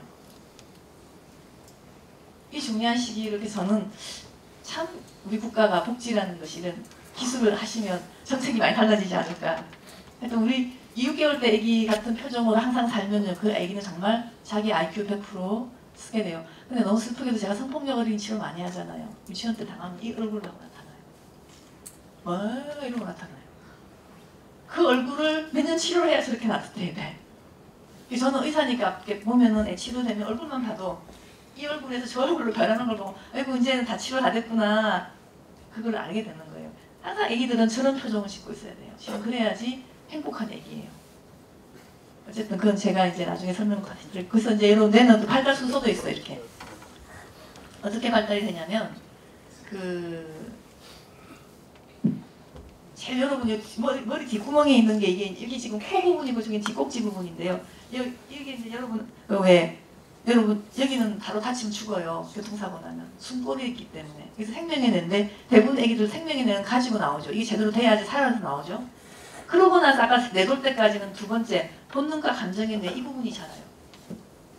그리고 내돌 좀 지나야지 이 이성을 담당하는 뇌에 불이 쫙 들어와요. 그래서 이런 순서가 있어요. 왜 중요하냐면 뇌는 이 발달 순서에 맞게끔 자극을 줘야 돼요. 근데 아까도 말씀드렸지만 이거 때 쓸 것들을 갖다 이때 주면은 잘 반응을 안 해요. 그래서 제가 보여드리겠습니다. 이렇게 됩니다. 요거는 뭐냐면 아까 여러분 이 뇌를 이렇게 자른 거예요. 여러분의 죄송하지만 또 아침부터 이 눈과 눈 사이에 여기를 이렇게 어떤 막대기를 쭉 찔렀다고 생각하시면 돼요. 그럼 그 딱 중간 부위 뇌 뒷꼭지와 앞부분의 중간 부위에 해당되는 거를 이렇게 잘라서 봤을 때 이렇게 보이거든요. 여러분 어디예요? 이게 지금 불이 빨갛게 들어오는 게 뇌 기능을 하고 있다는 부분인데 2돌짜리 애기인데 여기만 불이 쫙 들어오죠. 그죠? 여기 지금 이 겉부분에 있는 게 이성의 뇌인데 여기는 아직 불이 안 들어와요. 그러니까 안쪽에 여러분 손가락을 만약에 한번 이렇게 펴보시면 이걸 접어보세요. 이렇게 엄지손가락에서 여기가 불이 들어오는 거예요. 지금 아시겠죠? 여러분 머리는 동그랗게 생겼거든요. 이거 접었을 때 이렇게 하는 부분, 이 부분이 지금 빨갛게 불 들어오는 부분이고 여기가 왜 중요하냐면 여러분 여기가 불이 꺼지면 동물보다 못한 인간이 돼요. 왜? 이 부분이 변연계라는 부분인데 본능 조절, 충동 조절, 공감 능력, 주고받고 하는 사회성 이게 되는 부분입니다. 인간의 얼굴에 이렇게 집중을 하는 능력 이것들이 다 이 부분의 기능이에요. 그게 안 된다는 얘기죠. 그게 안 되면 여러분 그 유명한 자폐증 애기처럼 돼요. 눈도 안 쳐다보고 말도 안 하고 얼굴에 변화도 없고. 자, 이 애기를 한번 보세요. 여기 이 애기가 아까 그 사진에 있는데 여기 보니까 풀이 어떻게 돼 있어요? 검맣게 떠있고 여기 이상하게 여기 돼 있죠. 여기 불이 좀 들어오죠. 여기가 이게 어디냐면은 후두엽이라고 해서 시신경이 들어가는 부분이에요. 야, 이 애기가 누구냐면은 이 소아과 선생님이 찍으셨는데 애가 눈도 안 쳐다보고 말도 안 해서 자폐증인가 싶어갖고 이제 걱정돼서 뇌 영상 사진을 찍었는데 보통 암만 자폐증 애기라도 여기가 하나도 없는 애들 잘 없어요. 이렇게 어릴 때. 그러니까 너무 이상한 형태니까 우리 그 방사선과 선생님께서 저한테 이런 뇌는 난 처음 본다. 이게 무슨 뇌냐? 그래서 나도 그거 이상하다. 그냥 애를 한번 데리고 와봐라. 그래가지고 이제 제가 그 소아과 선생님을 애를 봤는데 얘가 6개월 때부터 영어 비디오에 중독된 애기였어요. 한동안 여러분 IMF 이후에 많은 아빠들이 내가 영어를 못해 쫓겨났다 그래갖고 그때 영어 비디오 증후군이 너무 많았어요. 빙봉뱅 비디오를 하루 종일 틀어줘가지고 얘는 형을 틀어주는데 애기가 이렇게 있고 문제는 어머니가 또 우울하셨어요. 그러니까 비디오 틀어놓고 혼자 사용없이 우는 분이셨어요. 그러니까 애기한테 상호작용은 안 가는데 형은 이미 컸기 때문에 뇌가 크게 영향을 많이 안 받았지만 좋다고 생각 안 하지만 동생은 막 형성돼야 돼. 아까 말했죠. 변형계 그게 형성돼야 될 시기에 그걸 딱 봐놓으니까 엄마가 아니고 이제 얘는 비디오야. 엄마야. 그래갖고 얘 정말 밤에 잘 때도 비디오를 못 끄게 해요. 그래서 모든 식구들은 다 방에 들어가 자는데 얘는 텔레비전 앞에 거실에 자요. 텔레비전 이렇게 보고. 그런 애기였어요. 그러니까 제가 이거는 정말 너무 놀란 거예요. 안에 자극은 전혀 없고 여기 시각적 자극이 있는 부분만 이렇게 살아있는 애를 전 처음 봤어요. 근데 제가 보여주는 이유는 이 애기 치료가 다 돼서 대학 들어가 있어요. 지금. 무슨 얘기냐면 선천적 장애는 아니란 뜻이에요. 제가 얘 치료하면서 특수 유치원한테도 유치원에 쫓겨나고 그래서 유치원 선생님한테 빌고 하여튼 그래갖고 겨우 그래서 이제 얘는 중학교 되면서 많이 좋아져서 약간 자폐스러운 게 많았거든요. 다른 거 안 쳐다보고 막 아마 제 생각에 얘 변형계를 살려낸 거 아닌가 싶어요. 오랜 10년의 기간을 통해서. 어쨌든 이 너무 귀한 사진입니다. 여러분도 이렇게 애를 안 만들도록 엄마들이 노력하시는 게 아니면 선생님들도 이렇게 하실 수 있어요. 먹는 것만 주고 이렇게 얼굴 안 쳐다보고 비디오 보여주시고 하면 절대 안 돼요. 그래서 이게 이제 그 유명한 애착과 관련된 부위예요. 이렇게 하면은 그 아까 말씀드렸죠. 빨간 부위가 살아나는데 이제 이런 애착 발달의 위험 요인이 좀 있죠. 엄마의 산후 우울증, 질 낮은 보육시설, 주 양육자의 잦은 교체. 학대는 말할 것도 없겠죠. 학대는 모든 걸 다 합했을 테니까. 요게 되면 아까 말씀드린 빨간 부분에 그 뇌가 발달을 잘 못하고 인간구실을 못하는 사람이 양산될 수 있는데 우리가 지금 까딱 잘못하면 대한민국이 그 길로 갈까봐 제가 오늘 걱정이 돼서 이런 말씀을 드립니다. 여기 이 부분이고요. 아까 지금 보셨죠. 요게 이제 애착과 관련된 뇌의 변형계 부분입니다. 이게 언제쯤 대충 끝난다고? 4돌. 3, 4돌 때 끝나요. 6돌까지는 상당히 좀 진행이 되긴 한데 그래서 여러분 다시 어떻게 보면 말 안 듣고 반항하고 난리하고 있는 것들이 초등학교 가서 잡겠다고 말도 안 돼요, 여러분. 초등학교 이미 그게 잘 조절되기 때문에 학교로 보내는 거예요. 뇌가 잘 발달해서. 그래서 여러분 보세요. 이렇게 되면 뇌가 어떻게 되겠냐고. 저는 이런 애기들을 이제 살려내는 게 제 직업이에요. 약을 쓰든 어쨌든. 그래서 어린 시절에 이런 연구도 있어요. 성폭력을 당해 치료를 안 하면요. 어른이 됐을 때 우울장애, 주요 우울장애 입원을 해야 될 우울증입니다. 보통 여자의 3배. 자살 시도율 13% 올라가. 알코올 중독, 약물 중독 엄청나게 많은 외국의 자료라서 이렇게 나왔어요. 이미 이렇기 때문에 폭력과 학대나 어린 시절에 잘못 키워놓으면은 그게 여러 대를 걸쳐서 이게 엄마가 또 아기를 놓으면 또 그렇게 하거든요. 그래서 계속 나타나는 거예요. 그래서 어느 순간에 우리가 확실히 잘 조절해줘가지고 끊어줘야 돼요, 이거를. 근데 이제 이렇게 제가 설명을 들었는데 제도는 어떤가?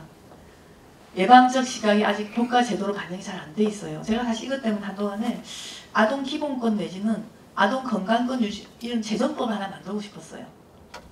제가 그러니까 근데 사람들이 이거 왜 하냐, 돈은 왜 그런 데 쓰냐 이렇게 말씀을 다 했기 때문에 안 됐어요. 근데 저는 아동 건강법이다, 아동 기본법이라는 걸 만들어서 아까 말씀드렸죠. 정확하게 어릴 때 힘들 때 그때는 픽스를 해줘야 되는 그런 외국엔 다 그런 법이 있어요. 이번에 그 유명한 얘기가 있잖아. 트럼프가 되면서 작은 정부를 하느라고 미국에서 다 다른 예산을 깎았대요. 근데 그분도 대단하셔. 아동 관련 예산을 한 푼도 안 깎았대요. 제가 미국의 소아정신과 선생님들이 참 놀랄 일이지 그러면서 저한테 설명을 해줬어요. 그 사람이 그래도 이상한 행동을 많이 해도 본질은 좀 맞는 것 같아라는 걸 제 동료한테 들었어요. 아동 예산 하나도 안 깎았대요. 그래서 뭘 알았는지 누가 설명을 했는지 모르겠지만 어쨌든 우리는 근데 불행하게도 깎을 예산도 없어요. 제가 나중에 말씀을 드릴게요. 아동 예산이 얼마나 적은지. 그 다음에 아까도 말씀드렸죠. 저같이 이런 거 설명하는 과학적, 통합적 연구가 한국인을 대상한 거 거의 없어요. 그러다 보니 어떤 문제가 있느냐. 예를 들면 여러분 학대받는 아이들 치료해주는 돈이 필요합니다라고 기재부에 올리잖아요. 복지부에서 제가 이제 그때 국회의원 할 때 하도 난리를 해가지고 올렸어요. 그러면 기재부에서 연구해봤어? 그 프로그램이나 이런 게 필요하다는 연구 자료는 있니? 딱 그게 나와요. 기재부로 올라가면 특별히 여러분 증거를 만들어줘야지 인정을 해줘요. 제가 그때 처음 알았어요. 저도. 그러면 뭐예요? 평소에 연구도 안 돼 있는데 돼 있겠어요 그게? 그러면 그런 거를 기재부 설득하고 국민을 설득하려면 아까 제가 말씀 쭉 드렸던 그런 연구들을 우리가 해서 가지고 있는 자료를 우리나라는 그 연구하는 학자도 너무 적고 그런 연구비 전혀 안 나오고 그래서 제가 웃기는 얘기로 아기들과 엄마들은 철저히 과학의 영역에서 배제되어 있어요. 이거 웬일입니까 정말. 그래서 노인들은 그래도 목소리가 커지니까 노인 쪽은 좀 치매 쪽으로 돈이 많이 나오고 하는데 어린이와 아기들은 아까 말씀드렸죠. 전혀 없어요 여러분. 복지부 예산 중에 영유아 쪽으로 나가는 거 하나도 없어요. 아 정말 너무 슬펐어요. 그 다음에 아까도 말씀드렸죠. 이 부처가 다 여가부, 복지부, 법무부, 경찰청 다 나눠져 있어갖고 장기 계획은 세울 수도 없고요. 컨트롤되는. 그리고 아까 말씀 가해자는 처벌만 하면 되지. 피해자의 문제가 대를 이어간다는 거 과학적으로 아무리 얘기를 해도 그런 척도 안 하고 지금 이런 걱정이 돼요. 그래서 저는 청소년 다시금 보면 호기로 막을 걸 가래로 막아요. 그래서 지금 현재 한동안은 선별적 복지를 하네, 그다음에 보편적 복지를 하네 그러면서 상위 10%도 아동수당을 주니 많은 지금 우리 집 그거 할 때가 아니에요. 지금 개인적으로 10만 원 한 집에 가는 것보다 철저히 돈 한 푼 안 주고 제대로 안 주고 있는 어린애들, 학대받은 애들 이쪽은 돈이 하나도 없고요. 일본의 72분의 1이에요. 제가 계산해봤어요. 아동학대 처리 예산이 일본 우리 GDP 3배잖아요. 내가 왜 서양은 안 했어요. 서양은 우리보다 몇 배가 더 많아서 일본이 비교적 우리랑 비슷하고 적게 쓰는 나라이기 때문에 썼더니 그게 우리가 72분의 1이에요. 일본의 아동학대 예산을. 제가 이제 그걸 보여드릴게요. 네. 제가 MOU 할 게 있었죠. 예. 네. 네. 그래서 강의 듣고 싶어도 딴 데도 있어요. 그 학교 어린이 10시까지 하는 거. 저기 이게 저기 계산했거든요. 이게 2014년 기준이긴 한데요. 전체 GDP의 우리나라의 아동 청소년 예산은 10조 원밖에 안 됩니다. 거의 뭐 아까 말했죠. 아동이라서가 아니라 여러분의 전 인생을 지배할 그 뇌가 형성되는 나이에 이렇게 보호를 못 받는다는 건 처음 봤다. 저 그렇게 생각해요. 선진국 중에는. 이게 보세요. 일본도 상당히 적죠. 딴 나라에 비해서. 근데 한국은 보세요. 근데 미국이 왜 좀 적으냐면 미국은 요 예산 명목이 아닌 다른 걸로 많이 들어가요. 그래서 좀 적게 잡힌 거고 우리는 진짜 이렇게 심각해요. 근데 여기다가 자꾸 이런 건 안 하고 선별적 복지 뭐 이렇게 얘기하면서 부모한테 더 주는 쪽으로 자꾸 가는 것 자체가 정말 저는 제가 한때 정치권에 있었지만 너무 포퓰리즘 아닌가, 한가한 이념 논쟁이다 그 생각을 참 많이 했어요. 그래서 여기 제가 다 썼죠. 우리나라 다 돌봄 서비스 외에는 지금 돈이 몇천억밖에 안 되고 물리적 지원 이준이고 더 어려운 애들한테 더 많이 가야 되는 건 하나도 없고 거기에 대한 기획도 없고 정책들은 대부분 효과 검증도 안 된 거 하고 있고 전문가는 없는데 가우쳐 자꾸 내고 있고 지금 이러고 있습니다. 그래서 제가 이제 이런 심리 지원 수요자를 보면 이런 두부 모델을 한동안 얘기를 했는데 이렇게 여러분 1차 예방, 2차 예방, 3차 예방이 좀 테크닉이 달라요. 1차 예방은 뭐냐면 아까 말한 교육 같은 거 시켜서 미리 안 생기게 하는 거. 2차 예방은 문제가 생겼을 때 문제를 최소화하는 거. 3차 예방은 이미 너무 지나가지고 재활을 해야 될 거. 거기에 따라서 또 아동, 청소년, 노인, 여성, 장애인이 1, 2차, 3차 예방에 따라서 굉장히 복지 서비스가 달라야 됩니다. 그래서 두부처럼 자르듯이 이렇게 해가지고 이 두부 조금 한 개 한 개마다 다 다른 내용이 담겨야 되는 거예요. 여러분 제가 이런 말 하면 싫죠? 저거 행정을 어떻게 만드냐고. 근데 현재는 너무 안 하기 때문에 통째로도 안 나오기 때문에 그냥 그렇지만 혹시 나중에 여러분 제가 오늘 강의가 미래를 위한 복지잖아요. 미래에는 우리가 AI 도움도 받고 좀 어째 해가지고 여기 각각의 두부 잘린 하나하나에 맞는 예를 들면 아동의 1차 예방 쪽은 어떻게 하고 청소년의 2차 예방 쪽은 이미 2차 예방 가려면 애들이 이미 이제 임신을 했거나 사고를 쳤거나 그 정도 돼요. 애가 자살 시도를 했다. 그럼 그런 청소년 아이들을 어떻게 할 것인가 2차 예방을 해야 되는 거거든요. 그 아이들은 병원하고 어떻게 연결시킬 것인가가 중요하겠죠. 그리고 이미 이제 사고를 너무 쳐가지고 소년원에 갔다 오면 어떡할 거냐. 그게 3차 예방에 해당돼요. 그럼 걔는 어떻게 해서 학교에서부터 재활을 다시 시켜줘야 돼요. 학교를 다시 돌아왔는데 친구들 왕따시키고 선생님들이 머리 꽁지어 박으면 어떻게 되겠어요? 에이 감옥이 더 낫다 그러죠 애들이. 지금 그러고 있어요. 그래서 저는 미래에는 이런 학자 수요에 맞는 제대로 검증된 복지정책으로 가면은 어떨까? 너무 어려운 질문이죠. 근데 저는 시사님한테 우리 경북부터 하자고 할 것 같아요. 그리고 이제 이게 너무 어렵다고 생각하지만 제가 한 자료를 마지막으로 좀 보여드리겠습니다. 자, 국회의원 마치고 나서 이제 뭐 할까 이제 학교 돌아가서 공부 이제 다시 하고 그저 했더니 정의아 의장님이 이제 그때 국회의장님이신데 나보고 그분이 신경외과 의사세요. 그래서 저랑도 친하기도 하고 그래서 제가 이제 국회의원 마치고 뭐 할 거니라고 물어봐서 제가 이제 다시 학교 돌아가서 환자 치료하고요. 또 원래 제가 성폭력 어린이들 많이 지원했으니까 걔들 도와줄 거예요. 그랬더니 이제 그런 거 하려면 개개인 의사로 하지 말고 단체 같은 걸 만들면 어떠니? 그래서 제가 그런 건 엄두가 안 납니다. 그랬더니 국회 사무처 안에 만들 수도 있다는 거예요. 그리고 NGO 그러니까 비영리 법인은 저는 정말 몰랐지만 그래서 그 정의아 의장님의 도움으로 의장님이 굉장히 어린 아이를 사랑하셨거든요. 그래서 네가 하는 그거 너무 중요하고 옛날부터 아동 어릴 때 두 돌 이전에 맡기지 마라 하도 그래가지고 제 손주는 그렇게 하고 계시대요. 그래서 저한테 그런 기회를 주셔서 제가 이제 그거를 꾸려서 회장을 하면서 첫 해에 내가 무슨 사업을 좀 해볼까. 이때 이제 저희 여러분들이 도와주셔서 우리 이철호 의원님 그때 하얀 머리를 이렇게 그날 저희 창립 기념일 좀 오시고 그러셨어요. 그래서 국회에서 이 협회는 재밌게도 국회하고 정책 연구도 많이 하고 그래요 지금도. 근데 이게 뭐냐면 제가 아까도 말씀드렸지만 이 대한민국의 제일 불쌍하고도 불쌍한 애기들이 아버지한테 성폭력 당하고 애기를 낳아서 입양시킨 아기들입니다. 아침부터 너무 죄송한데 제가 한 1년 600명 갔다 그랬잖아요. 그런 애들 상당히 있어요. 그럼 여러분 그 애기들 아버지들 요즘에 감옥 다 가 있어요. 그래도 그러면 아버지는 갔는데 얘는 집으로 못 돌아가요. 왜냐하면 대부분 이런 일이 벌어진 게 어머니의 무기나에서 많이 이루어졌기 때문에 가족들이 다 얘를 싫어해요. 너 때문에 우리 지금 기둥이 나갔다. 너 때문에 돈 버는 사람이 없어졌다. 이러기 때문에 얘네들이 집으로 못 돌아갑니다. 그럼 걔들 어떻게 할 것 같아요? 저도 그게 궁금했어요. 예전에는 해방센터 할 때는 그까지 도와줬거든. 치료 좀 해주고. 근데 얘네들이 정말 돌아가서 어떻게 지내는 건지에 대해서는 저도 사실 그때는 책임을 많이 못 졌어요.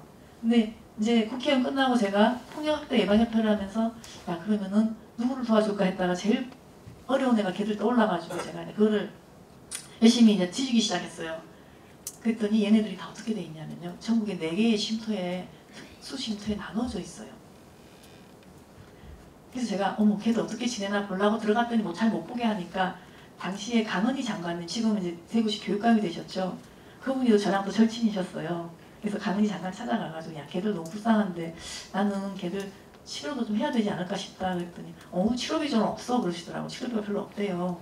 그냥 겨우 보호하고 밥 먹이고 재우고 이렇게 성인 될 때까지 도와주는 것도 힘들다고. 아 우리 애들 예산을 너무 안 준다. 여가부 예산을 따는데 좀 사람들이 별로 안 주거든요. 그래서 제가 야 그러면 내가 프로그램비는 좀 딴 데서 따올 테니까 그 친구들을 한번 보게 해달라. 그래가지고 4개 쉼터에 다 가봤어요. 갔더니 아니나 다를까 아이들이 여러분 저 그 애들 보면 아까 제가 우리 아들 멍한 얼굴 보셨죠? 다 그 얼굴 하고 있어요. 중3부터 고등학교 3학년까지 아이들 주어 있더라고요. 그럼 걔들을 살려내는 프로그램 아까 말씀 복지 시스템에 두부 한모 중에 이제 얘네들 3차 예방쯤 될 거예요. 청소년에 이미 너무 심각해서 재활 들어가야 될 아이들인데 그럼 내가 요거부터 하나 그 두부에 고무부터 만들자 그래갖고 제가 이제 있는 데가 없는 데 지금 다 동원해서 문화체육관광부 사업에 여러분 문화예술 치유 프로그램이라는 게 있어요. 제가 그것도 국회의원한테 10억 만들어 놓은 꼭지가 있어요. 그 꼭지에 좀 더 많이 태워가지고 얘네들처럼 친족성 폭력처럼 심하게 학대를 받은 아이들을 재활시키는 문화예술 치유 프로그램 비로 좀 달라. 그렇게 거의 프로포즈를 써가지고 이거를 또 아이러니컬하게도 지금 안민석 민주당 의원님 있죠. 그분이 굉장히 터줏대감이세요. 문화체육관광부 쪽에 아마 상임위원장 되실 텐데 그분이 많이 도와주셔가지고 이 어려운 아이들한테 처음으로 이 그 문화예술 치유 프로그램이 들어가기 시작한 거예요. 작년에 저희가 내내 했어요. 어떻게 하는지 다시 보여드릴게요. 자, 이 아이들은 내가 검사 54명이 있었는데 한 70명 돼요 지금. 김천, 대구, 대전, 그다음에 그 창원, 또 한쪽은 경기 이 4개의 지역에 있는데 마침 또 지사님이 그때 국회의원이신 김천 지역이 거기 아주 좋은 쉼터가 있었어요. 제가 거기 쫓아갔어요. 정말 시설장도 너무 훌륭하시고 그래서 그 아이들도 많이 도와주고 해서 저희가 이제 치료까지 무슨 진단부터 했어요. 바로 프로그램 만들려면 그냥은 안 돼요. 어떤 특성을 가졌는지 전문가들이 다 평가해야 될 거 아니에요. 평가한 결과에 맞춰 프로그램 만들고 프로그램 만든 다음에 효과가 있는지 철저히 검증하고 마지막으로 애들의 피드백까지 받는 걸로 다 끝낸 그 프로젝트가 있어요. 했더니 애들 평균 저는 사실 걔들 다 거의 다 내가 면담을 다 했어요. 제가 정신과에서 제가 진단 다 했다니까요. 평균 진단명이 3.2개예요. 정신과 진단. 그리고 자해가 거의 한 40% 가까이 돼요. 그래서 애들 만나면 여러분 대부분이 여기하고 허벅지까지 다 자해 자국이 있어요. 자살 시도를 3분의 1수 또 합니다. 굉장히 심각하게 병이 있는 아이들이에요. 그리고 정신과 치료는 4분의 1 정도는 받고 있었어요. 그럼 이 아이들 대부분 집에 못 돌아가고 집단으로 사는 애들이잖아요. 어떤 프로그램 해야 될 거냐. 그래서 이제 우리가 머리에 머리를 맞대고 누구누구가 같이 노력했냐면 정신과 전문의 저처럼 트라우마를 전국적으로 전문의 선생님 한 7분 계세요. 그분들하고 임상심리학자. 임상심리학은 여러분 그냥 심리학이 아니고 환자 진료를 하고 프로그램을 만드는 거 도와줄 수 있는 심리학자를 임상심리학자라고 해요. 굉장히 드물어요. 미국에는 임상심리학자가 하려면 의과대학 수준으로 공부 잘해야 돼요. 그 다음에 예술치료사. 왜 제가 이제 문화예술을 했냐면 문화부에서 돈을 땄기 때문에 그런 것도 있지만 실은 제가 왜 이렇게 했냐면요. 이 아이들은 제가 옛날 경험에 의하면 말을 잘 못해요. 이 어릴 때부터 학대를 많이 당해가지고 언어 영역에 좀 문제가 생겨서 자기의 감정 이런 것들을 언어화를 잘 못해. 제가 인터뷰를 하면은 말을 잘 못하고 싫어하는 걸 제가 기억을 했었어요. 자꾸 얘기하다가 하면 왜요? 그러고 그래서 얘들은 비언어적인 접근이 좀 필요하겠다. 그러려면은 그게 만지고 노래 부르고 이런 예술적인 그 툴을 이용한 것이 이 아이들의 마음을 열겠다. 제가 그때도 좀 감이 왔었거든요. 그래서 예술치료사를 집어넣었어요. 그래서 프로그램을 근데 이제 문제는 뭐냐면 지금 정부는 어떤 식으로 하냐면 아무 프로그램도 예술치료사가 가서 마음대로 하게 해요. 그런 거 절대 안 돼요. 이런 어려운 분들은 이런 전문가 셋이 적어도 합쳐가지고 뭐 프로그램을 만들어서 훈련을 시켜서 갖고 들어가야 돼요. 그냥 예술치료사들은 이렇게 심각한 트라우마를 받은 애들을 잘 못 건드려가요. 그러다 보니까 말 한마디 잘못해가지고 애가 기절하기도 만들고 그래요. 그리고 자꾸 캐물으면 안 돼요. 첫째고 둘째고. 그런 테크닉도 가르쳐야 되니까 예술치료사 선생님들하고 프로그램 만들면서 교육을 참 많이 했어요. 정신과 선생님들이. 임상심리 선생님들도 가서 프로그램 만들어주고 이분들을 평가를 뭘 할 것인가 열심히 뒤져갖고 그러니까 어떻게 보면 가장 큰 세 전문가들이 정말 지한님 말씀에 단디 준비를 하는 거죠. 전문 선생님한테. 그리고 하고 나서 효과 검증 반드시 했고 왜냐면 3번을 하지 않으면요. 효과도 없는 거 계속 할 수 없잖아요. 그리고 아까 말씀드렸죠. 기재부는 이런 증거 없으면 절대 안 받아줘요. 그래서 이거 전 논문 쓰고 있어요. 그래서 이걸 논문학할 때 정도로 정확하게 효과성 검증을 해야 되고 그러고 나서 이제 애들한테 물어보는 건데 또 우리 프로그램에는 심리치료만 한 게 아니라 얘네들은 예술 이런 교육 같은 것도 좋아요. 그래서 난타나 또 뮤지컬, 그다음에 합창, 댄스 이렇게 4개로 나눠가지고 주말에는 또 무료하게 손 뜯고 있고 막 주말에 제일 자유를 많이 해요. 그래서 주말에 아주 좋은 호흡의 예술 강사를 넣어가지고 교육을 시키고 연말에 그거를 발표하게 했어요. 발표를 안 하면 얘들이 게을르게 해요. 하기 싫어하고. 그런데 연말에 다 발표해서 비교한다 그러면 놀래가지고 열심히 해요. 그래서 일단 저희 프로그램은 교육과 치료가 함께 가는 전문가 프로그램을 다 만들어봤어요. 그랬더니 이게 이제 치료 목표는 얘들이 신뢰가 없죠. 사람들 다 싫어하고 그 다음에 스트레스 극복하게 하고 정서 조절하게 하고 대인관계 기술을 증진시키고 자기 효능감을 증진시키는 목표로 1번에 3개 프로그램, 2번에 3개 프로그램 이런 거를 다 그 예술치료사하고 만들었어요. 이렇게 나와요. 예술심리치료사 이름이 이렇게 재밌죠. 내가 보는 나, 남이 보는 나. 왜냐면 얘네들은 남의 입장 공감을 정말 못해요. 그거를 그 심리 프로그램을 하게끔 시키는 거예요. 재밌게. 그래갖고 이제 예를 들면 이걸 다 저희 매뉴얼 만들었는데 3번에 자기주장 및 정석게임은 이런 식으로 되는 거예요. 이렇게 다 프로그램 소개가 돼 있고 이렇게 감정 표현 못하니까 생각 게임 하나하나 이렇게 빼면서 자기 감정 걸리는 것이 얘기해야 되고 뭐 그런 하여튼 재밌는 프로그램들을 쭉 다 해가지고 이렇게 첫날 자기 소개하는 게 이래요. 이거 뭐예요? 얼마나 공격적이에요. 그래서 상어 쓴 애는 정말 다른 애 때리고 막 그런 애였어요. 곰돌이 하는 애도 있고 근데 이게 나는 이렇게 잘 그릴 줄 몰랐어요. 걔들 근데 산만하거든. 정신이 하나도 없고 만다라 그림 그릴 때 정말로 애들이 자기 표현을 너무 잘했어. 그래서 이 치료를 쭉 하면서 보니까 선생님들이 애들이 이제 처음에 말하기 싫어하다가 점점 자기를 표현하면서 치유되는 과정을 참 많이 겪었어요. 여러분 이게 뭐냐면 이게 정말 중요한 거예요. 아까도 말씀드린 이런 아이들을 치료 전 후에 무슨 평가를 해서 이걸 증명할 거냐 이게 굉장히 어려운 분야예요. 여러분도 심리평가하면은 우울증, 척도 이런 거 얘들 해봤자 되지도 않아요. 아까도 말씀 자기 표현을 못하기 때문에. 그래서 어떤 거 있냐면 저 앞에 인상적 진단이라는 이 부분은 제가 한 거예요. 제가 걔를 인터뷰를 1시간만 붙들고 앉아서 이제 자기 얘기 못하고 자꾸 놀래고 대인관계 못하고 자신감 없고 이게 제가 걔를 보면서 시적장애까지 있다 그러고 제가 진단명 붙여놓은 거예요. 외상후 스트레스 장애, 불안장애, 그다음에 사회공포증 이게 다 붙는 거예요. 얘가. 이게 지금 제가 진단 붙여놓은 거예요. 그러면 얘는 신체학대와 성학대를 다 받았어. 얘는 제가 보니까 내 기억나. 그 세탁기 안에 들어갔던 애예요. 굉장히 심각한 학대였어요. 근데 이게 뭐냐면 여러분 이런 검사가 참 중요한 게 컴퓨터라이즈 뉴로사이콜로지 테스트라 그래서 20분 동안만 게임만 하면요. 얘의 인지능력, 집중력, 감정인지 이런 게 다 그냥 바로 이렇게 그림으로 그려질 수 있는 이런 기가 막힌 프로그램이 있어요. 이게 4차 산업이에요, 여러분. 이거 만드신 분이요. 소아정신과 의사인데 이분은 게임 소프트웨어를 전문가처럼 만드는 사람들이에요. 그래서 이분이 실은 이 프로그램은 문화부 콘텐츠진흥원에서 장마지 3년 동안 1년에 많은 돈을 받아서 3년 동안 연구해서 만들어 놓은 프로젝트에서 제가 국회의원 때니까 이게 뭐냐 그러고 흘러서 들어갔더니 너무 좋아서 이 프로그램을 제가 이 아이들을 위해서 평가할 때 썼어요. 했더니 얘 봐요. 얘가 지능이 이렇게 떨어진다 그랬는데 실제로 이게 지금 뭐냐 평균적인 애들 IQ예요. 여기에 비해서 다른 IQ 다 괜찮지 않아요? 대충? 얘 지적장애 상급 엉터리예요. 이런 식으로 나오기 시작하는 거예요. 얘가 말을 하도 안 하니까 지능이 떨어져 보이는데요. 실은 그런 대로 다 지능이 돌아가요. 단 뭐가 문제냐? 감성 지능이 뭐냐면 이렇게 떨어지죠. 다른 사람의 감정을 알아채리는 검사를 거의 못했어요. 이게 그 유명한 아까 말씀드린 애착의 문제가 있는 애기들이 공감 능력이 떨어져서 다른 사람의 얼굴을 보고 잘 구별을 못해요. 그러니까 웃는 얼굴, 슬픈 얼굴 이런 게 쭉쭉 나와 있는 점수 매기는 건데 그걸 못했어요 얘가. 이것만 보더라도 아하 싶거든요.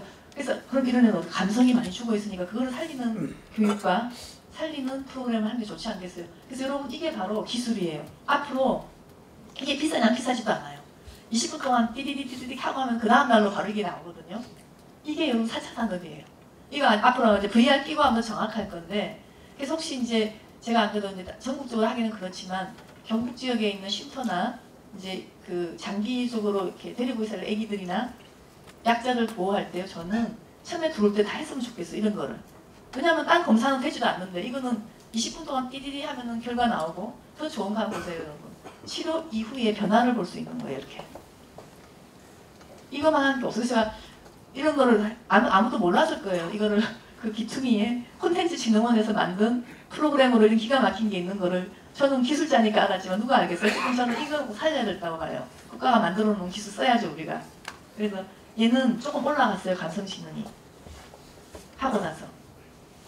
그리고 요거는 뭐냐면 여러분도 재면 되는데 스트레스에 대해서 얼마나 강하냐인데요. 너무 간단해요. 10분 동안 여러분 맥박을 재면 돼요. 맥박을 재면 이런 그림이 나와요. 이 그림을 보면 여기 긴장, 흥분 상태, 분노가 좀 있다 이렇게 나오는 게 이게 이제 보통 사람이고 이거 예건데 얘는 교감신경, 부교감신경 쪽에 너무 치우치게 나오는 그런 맥박을 보이면 스트레스를 많이 받는다는 얘기예요.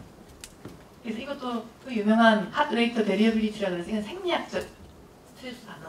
요거는 신경인지적인 평가. 요건 정신과 의사의 정확한 진단. 이 세 개를 다 해본 거예요 작년에. 그래서 이 세 개를 해보니 이제 얘 재밌잖아요. 치료를 하는데 예술 치료는 어땠니? 그랬더니 효과가 좋았다. 친구들과 어울리는 즐거움이 있었고 상처가 줄어들었고 만들기가 재미있었다. 예술 교육 아까 많이 하지만 이건 좀 싫었대요 자기는. 왜 억지로 나한테 춤추라고 했는지 성질 난다 이런 애였고요. 하지만 전반적으로 애가 불안하고 과학학성이 감소되는 거 제가 체크했어요. 물어보니까. 얘는 구체적으로 정신과 치료를 1대1로 많이 안 했음에도 불구하고 이 교육과 그 아까 말한 집단으로 예술 치료하는 것만으로도 애가 이렇게 많이 좋아졌어요. 이런 변화가 많이 생겨서 그 시술장 선생님들이 올해는 언제 하나라고 기다리고 계세요.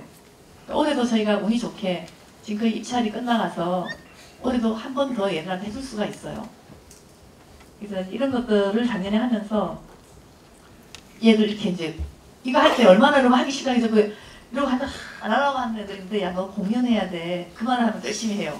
이렇게 훈련시켜갖고 이런 식으로 이거는 다른 그림이긴 한데 그 아이들을 이렇게 발표를 하게 해요. 여러분 이게 얼마나 중요하냐면 얘네들은 평생을 자신감 없게 사는 아이들이 이쁘게 꾸며서 딴 사람 앞에 정말 어텐션을 받는다. 이거는 대단한 치료. 그래서 얘들 다 그 얘기는 해요. 끝나고 나서 나도 뭔가를 할 수 있는 자신감이 생겼다. 그 얘기는 다 해요. 그리고 시설 선생님들은 그래요. 덜 싸운대요. 나는 그렇게 많이 싸웠는데 이걸 하고 나서 또 공감을 하기 시작하니까 친구들하고 싸우는 게 덜하다. 그래서 이제 그런 프로그램 이제 얘들 다 질문을 제가 다 해봤어요. 그랬더니 화났던 게 풀렸다. 뭐가 좋았니? 이런 거 다 체크 다 하고 애들이 이런 얘기해요. 내 분노 감정 표현 이제 하겠다. 자신감이 좀 생긴다. 애들하고 좀 나아졌다. 더 하고 싶은 게 뭐냐 그랬더니 뭐 지금까지 한 거로는 충분하다고 했는데 이런 식으로 하나하나의 피드백을 다 받아봤어요. 이런 식으로. 그래서 1차 검사, 2차 검사하고 치료 효과는 다 어땠는지 정신병리에 어떤 영향을 미치는지 제가 이제 쭉쭉 다 지금 만들어 놓은 게 있어요. 그래서 다 발표는 못 드리지만 그래서 이런 프로그램은 굉장히 중요하고 앞으로도 우리가 체계적인 이런 모델들을 제대로 해야 된다는 게 제 생각이고요. 그래서 제가 이미 이제 간략하게 여러분한테 오늘 앞으로 미래형 통합적인 심리, 복지 서비스가 어떤 건지를 설명을 드리기 위해서 애들 4발달부터 쭉 너무 긴 여행을 했습니다.